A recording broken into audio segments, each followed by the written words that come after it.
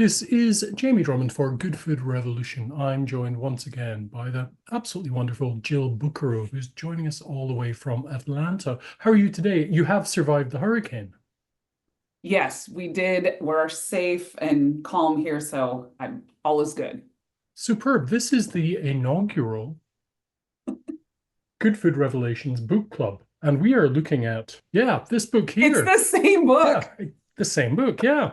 So I picked this up in the UK and I found it absolutely fascinating because it touched upon so many elements of discussions that we have had over the last 2 years, which is Yeah, why I thought you really had to read it. So I'd be interested as into your take on this book. I wrote a review on it, but I thought it'd be interesting to have a discussion about what we both took from this book. yeah, for sure. Um, well, I'll just start with it confirmed a lot of what I had thought or Mhm. known about the food industry. But I think what I enjoyed about it, and also what made me frustrated and angry, was like how deep it goes or Yes. how serious it is. So it's like I think, a lot of us are like, oh, Nestle, Kellogg's, like those big companies.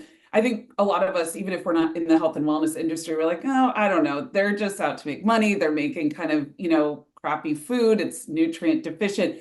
But to understand the levels Hmm. that they go to, to provide a product that, doesn't serve us healthfully, in so many different ways, was interesting and kind of relit my fire as to why I do what I do, and why I'm in the industry that I'm in, and why it reminded me why I'm so passionate about it. So many people across the globe, but particularly in Western society for the time being, get the vast majority of their calories from ultra-processed foods. And I believe that comes down to sheer ignorance regarding the ingredients contained within or Mhm. circumstance, because unfortunately, and this is part of the plan, is Right. ultra-processed foods tend to be cheaper.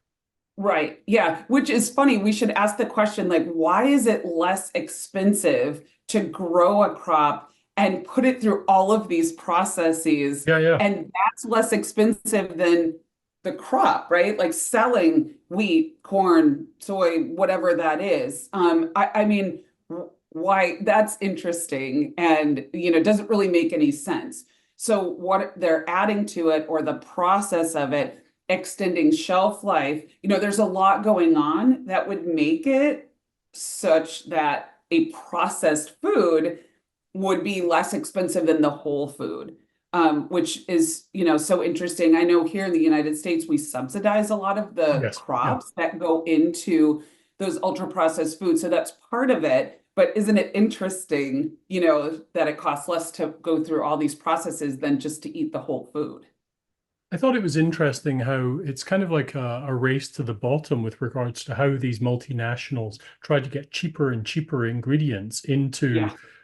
into these foods, and that's modified starches, gums, and the like to to so they don't need to use the more expensive ingredients, the proteins, the fats, the sugars, right? Right. Yeah. Which I thought was so, I thought the definition of the ultra processed Yeah. food was so interesting because it contains ingredients that typically aren't found in home kitchens. So Yep. that was one of the pieces of that definition, which, to your point, nobody has like modified gums and emulsifiers and artificial flavors and colors and things like that, mostly, in their kitchen.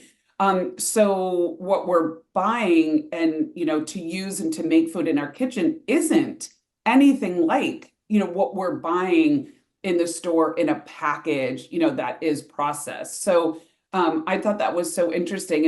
And then I also liked the differentiation between ultra processed and processed, because I Hmm. think we can go down a slippery slope here, like, oh, a can of beans is processed and applesauce is technically processed, but that's different. That is, for preservation or, maybe going through one process. the foods we're talking about, those ultra processed, go through multiple processes and breaking down to like, unidentifiable pieces or components of what it once was. Then with those additions of things that we would never have like in a home kitchen or you wouldn't see on a recipe. So Right. I think that differentiation was really interesting.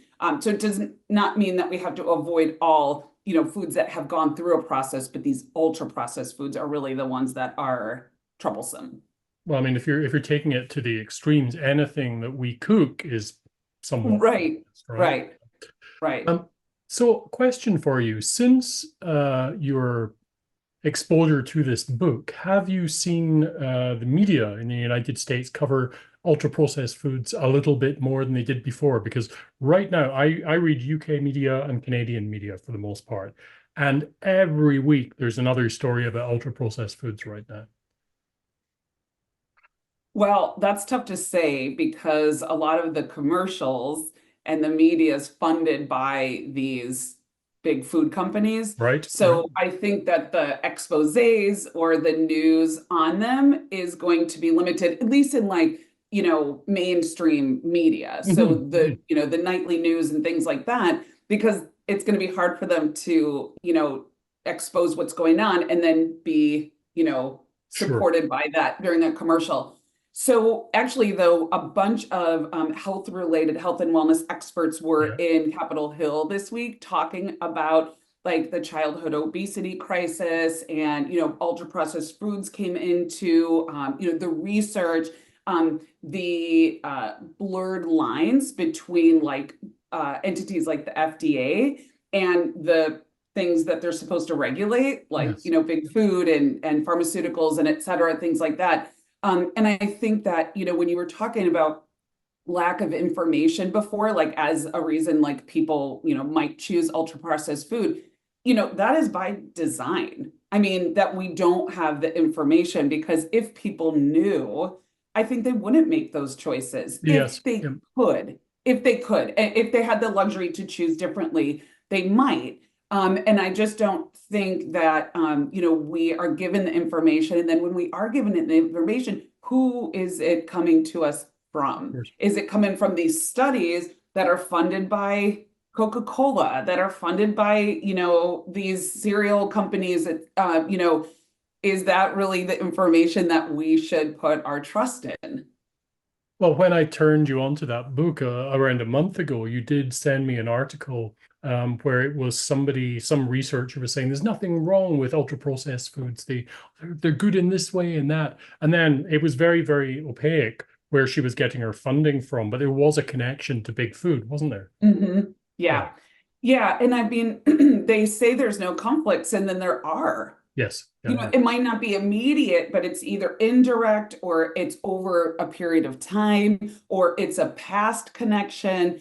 And so we need to be a little skeptical of these, headlines that are coming out that say like everything's a-okay, with this ingredient or that kind of product.